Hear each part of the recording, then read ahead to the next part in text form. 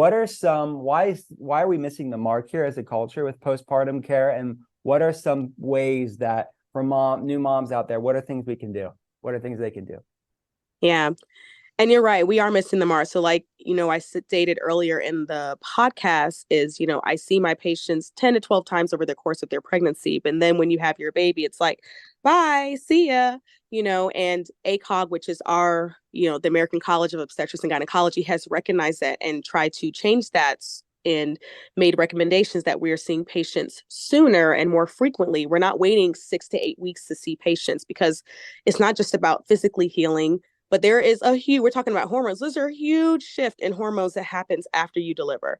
Postpartum depression, postpartum blues, very rampant. And if we're not seeing patients and getting them in, they're not having anyone to talk to, and it could be very detrimental for our patients. So we focus a lot on the baby.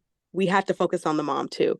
So one thing I tell my patients is to make sure that you have things in place even before you deliver. So if you have a history of postpartum depression, you are telling your physician this so that they can be on top of it, so that you guys are seeing each other within that first week to discuss anything that's going on.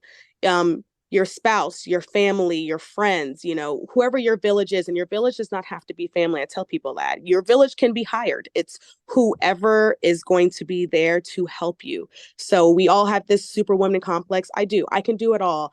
I have 3 kids. I'm a doctor. I'm a wife, a mother. No, I can't do it all. And I don't want to do it all. So you just need to get out of that mindset. Who is going to be helping me? Who is going to help me this day? Who is cooking?